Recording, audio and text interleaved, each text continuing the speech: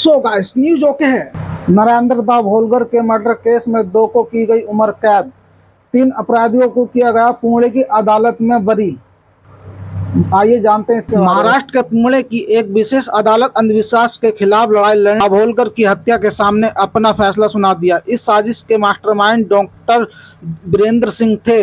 Narendra Dabholkar murder case में 2 शूटरों को उम्र कैद, 3 आरोपियों को पुणे की अदालत में किया बरी। चलते हैं नेक्स्ट अपडेट की तरफ। बिजली विभाग के एक कर्मचारी ने कोल्ड ड्रिंक न मिलने को लेकर लाइट की सप्लाई की बंद। आइए जानते हैं इस अपडेट के बारे में। कोल्ड ड्रिंक नहीं पिलाई तो लाइनमैन ने ट्रांसफार्मर में कर गया फोल्ड। गर्मी में बिजली न मिलने पर तड़प उठे लोग, यही बोले कि बिल बकाया है। इस इतनी तेज गर्मी में एक तो तापमान की तपिश और ऊपर से बिजली ना होना, आइए तो सोचिए क्या फिर होगा। इस मध्य प्रदेश में मुरैना जिले में एक ऐसा मामला सामने आया है जहां बिजली कर्मी की खातिर ना करने पर एक मोहल्ले को पसीना पसीना होना पड़ गया। बंद पड़ी बिजली सप्लाई चालू करने पहुंचे लाइनमैन तो पीने के लिए ग्रामीणों से मांगी कोल्ड ड्रिंक। चलते हैं नेक्स्ट अपडेट की तरफ। नरेंद्र प्रधान मोदी जी ने मिलाया एक दिव्यांग 50 वर्षीय से हाथ। आइए जानते हैं क्या कारण है नरेंद्र मोदी जी का एक दिव्यांग से हाथ मिलाने का। मैकेनिकल इंजीनियर की योग्यता हासिल करने के लिए विकलांग लोगों को रोजगार देने के लिए अयोग्य बने। राष्ट्रपति द्रौपदी ने दिव्यांगजनों के कल्याण के लिए प्रतिबिंब दिव्यांग सामाजिक कार्यकर्ता डॉक्टर A.K.S. राजन्ना के समाज सेवा के क्षेत्र में अभूतपूर्व योगदान के लिए सुरेंद्र पुरस्कार के लिए सम्मानित किया गया। चलते हैं नेक्स्ट अपडेट की तरफ।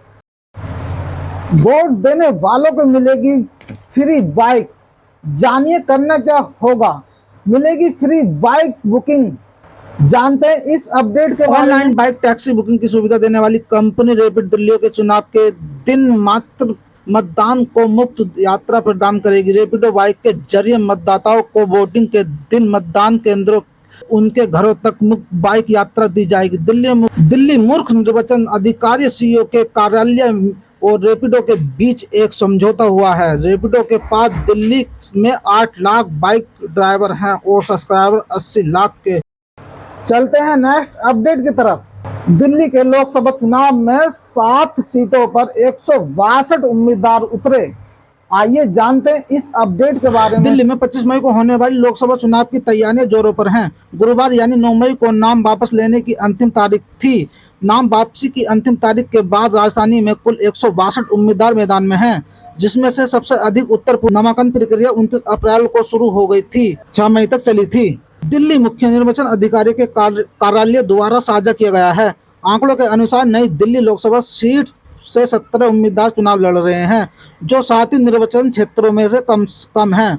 उत्तर पूर्वी दिल्ली से 28 उम्मीदवार मैदान में हैं। चांदनी चौक पूर्व दिल्ली और उत्तर पश्चिमी दिल्ली निर्वाचन क्षेत्र में क्रम संख्या 25 से 20 और 20 से 26 उम्मीदवार मैदान में हैं। पश्चिमी दिल्ली से 24 उम्मीदवार चुनाव लड़ रहे हैं, जबकि दक्षिण दिल्ली निर्वाचन क्षेत्र में से 20 लोग चुनाव लड़ रहे हैं। चलते हैं नेक्स्ट अपडेट की तरफ। इंडियन मैक्सिकन उमा सोफिया सवालों के कटघरे में प्रेजेंट। आइए जानते हैं इस अपडेट के बारे में। इंडियन मैक्सिकन मूल की उमा सोफिया ने पिछले साल मिस टी USA का स्टाइल जीता था, मगर अब उन्होंने अपना ये स्टाइल छोड़ दिया है। 17 साल की इंडियन मैक्सिकन मूल की उमा सोफिया ने पिछले साल मिस टी USA का स्टाइल जीता था, मगर अब उन्होंने अपना ये स्टाइल छोड़ दिया है। 17 साल की उमा सोफिया ने इंस्टाग्राम पर पोस्ट शेयर करते हुए अनाउंसमेंट शेयर किया।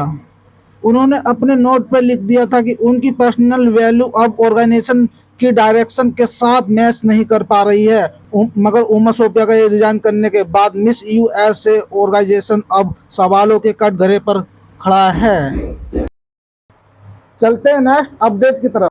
दिल्ली जफराबाद में एक चौंकाने वाला मामला सामने आया है।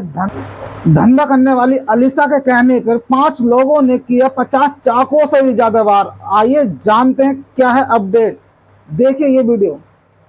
यहाँ पे मर्डर कैसे हो जाती है और एकदम ऐसे मर्डर कर देते हैं कि जैसे कोई गाजर मूली है। मर्डर होने के बाद भी मेरे हस्बैंड को इतनी बुरी तरह इन लोगों ने मारा है, उसके बावजूद भी कल मेरे भतीजे को बाहर धमकी दे रहा था कि तो देख लिया अभी और क्या होगा, अभी तो और होना बाकी है। चलते हैं नेक्स्ट अपडेट की तरफ। छपरा में एक अनोखा तरीका शराब स्मगलिंग करते हुए देखकर आप भी हो जाएंगे हैरान। कहां से लाते हैं तस्करी वाला इतना दिमाग। देख किस तरीके से ये शराब तस्करी कर रहे हैं। इस चीज को देखकर आप भी सोच में पड़ जाएंगे। देखिए मैं आपको थोड़ी सी क्लिप दिखा देता हूँ। चलो ऊपर करिए।